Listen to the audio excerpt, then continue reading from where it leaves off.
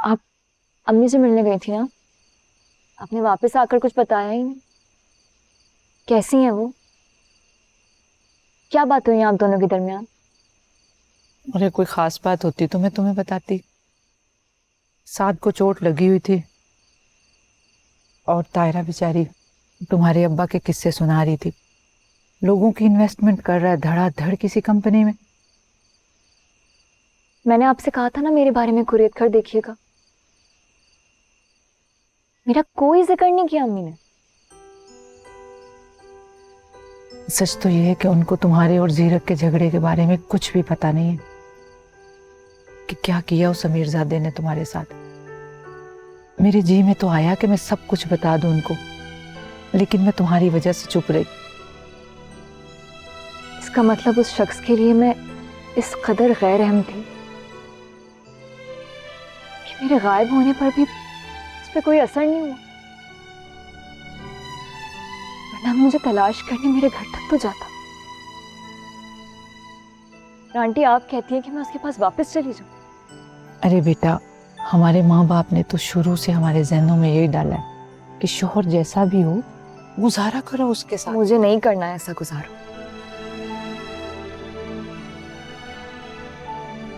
मैं बहुत जल्दी अपने लिए जॉब तलाश कर लूंगी और फिर उसे उसके बगैर जीकर दिखाऊंगी। अच्छा, तुम अपनी माँ को तो मिलकर आओ। और तुम्हारे मामू और मुमानी भी वापस आ गए हैं। और बिलाल? वो नहीं आया, वहीं रुक गया। अच्छा, खाना तो खाओ।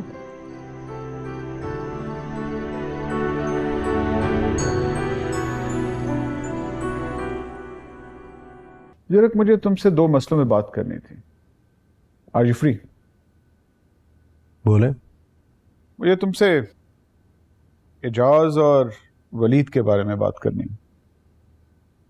इन दोनों का नाम लेके ना मेरा मूड बिल्कुल ऑफ कर देता है। मुझे इनके बारे में कोई बात नहीं करनी, मेरे लिए बिल्कुल इंपॉर्टेंट नहीं है। लेकिन इनसे जुड़े मामलात हमारे लिए बहुत इंपॉर्टेंट हैं। एजाज हाइट्स के मैनेजर का आज फिर फोन आया। वो हमसे इस प्रोजेक्ट के बारे में बात करना चाहते हैं। मैं सोच रहा हूँ कि अपना ऑफिस फर्स्ट फ्लोर पे शिफ्ट कर लूँ। जीरक, ये मेरी बात का जवाब नहीं है। मैं एजाज हाइट्स की बात कर रहा हूँ। और मैं क्लियरली उस बारे में बात नहीं करना चाहता हूँ। वो प्रोजेक्ट मैं कैंसिल कर चुका हूँ। हमारी बेगम ने खत्म किया था उसे, क्योंकि उस वक्त हम लॉस पे थे। लेकिन अब तो वो अपनी पुरानी कीमत से भी नीचे बात करने को तैयार है। आई थिंक उनका बिजनेस डाउन जा रहा है। उनका बिजनेस अप जाए या डाउन मुझे कोई कंसर्न नहीं है। अब मुझे उन फ्लैट्स में कोई इंटरेस्ट नहीं है, बात खत्म। एक तो मैं तुम्हारे इंटरेस्ट से बहुत आजिज हूं। दिन रात बदले ना बदले तुम्हारा इंटरेस्ट बदलता रहता है। मुझे समझ नहीं आती कि तुम चाहते क्या हो। आपको अगर उन्हें मना करना मुश्किल लग रहा है तो फिक्र मत करें, मैं कॉल कर लूँगा। ये फाइल रखिए, इसको देख लें। अगले प्रोजेक्ट्स वहीं से स्टार्ट होंगे। अगर आप अग्री करते हैं तो उस पर साइन कर दें। तुम्हारी माँ बता रही थी सिला वलीद के मामले में बिल्कुल भी पीछे हटने को तैयार नहीं, और हमारा इनकार उसे मजीद तड़पा देगा। डैड, सिला तो बेवकूफ़ है। अगर वो अपनी बेवकूफ़ी में किसी कुएं में छलांग लगाएगी तो क्या करेंगे आप? ज़बरदस्ती उसको रोकेंगे नहीं? तुम बहुत अच्छी तरह जानते हो जबरदस्ती के मामले में तुम्हारी माँ किस कदर सख्त है और इसके किस कदर खिलाफ है। प्लीज़ उनको रहने दें। ये दोनों प्रॉब्लम्स आप मुझ पे छोड़ दें, मैं डील कर लूँगा। और रही इजाज़ की बात, तो उसको भी कॉल करवा देता हूँ। बल्कि कॉल करने की भी कोई ज़रूरत नहीं, छोड़े उसे।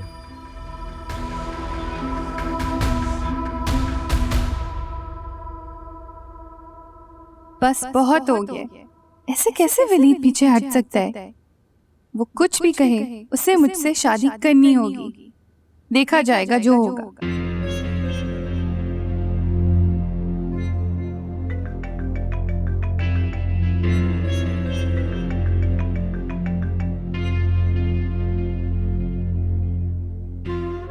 अब क्या हो गया? प्लीज मेरा नंबर एंगेज मत करो, मेरी बहुत जरूरी कॉल आने वाली है। वलीद, मैं तुमसे बात करने की कोशिश कर रही हूँ।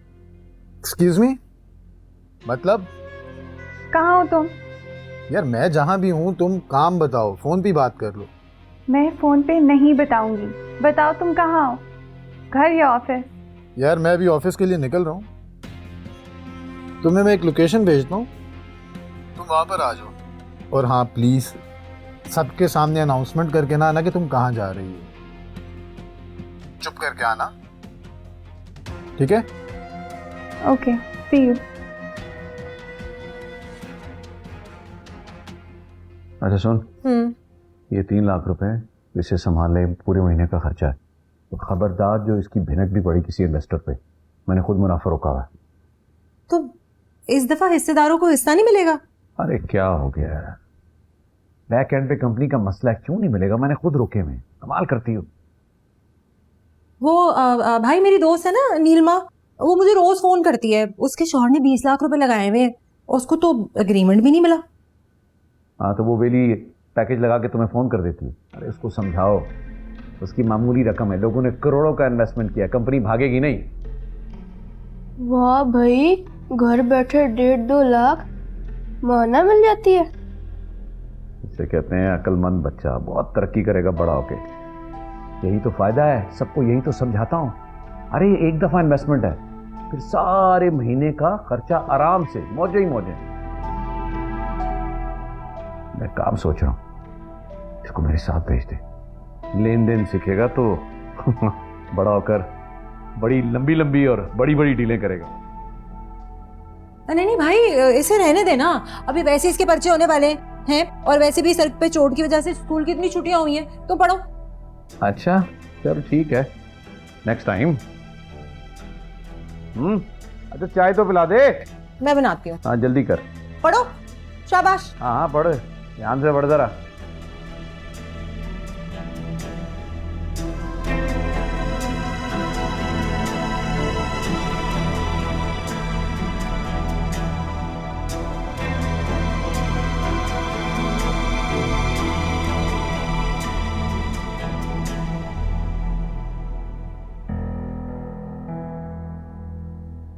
आपको लगता है कि मैं इन्फॉर्म नहीं होंगी इस गैदरिंग के बारे में? मैंने ऑलरेडी अपनी टिकट बुक करवा ली हुई है। सी यू इन दुबई देन।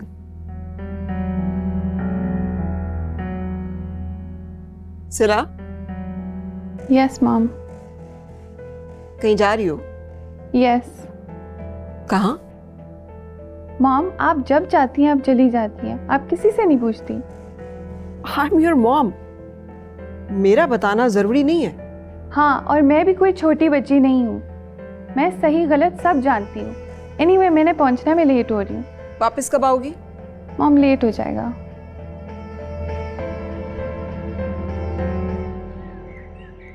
हाँ, अभी पहुँचने वाली। Just give me 5 minutes. तुम इतनी सुबह सुबह कहाँ जा रही हो?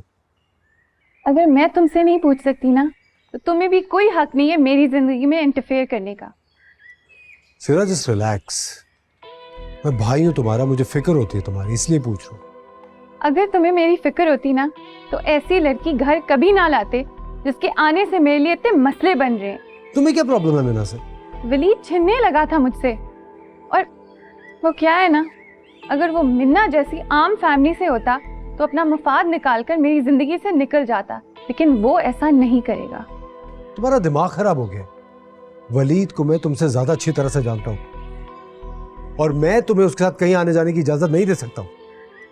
मैं थोड़ी वलीद से मिल रही हूँ। और मेरी बात सुनो, मेरे आने जाने पर नजर रखने के बजाय अपनी जबरदस्ती घर आई हुई बीवी पर नजर रखो।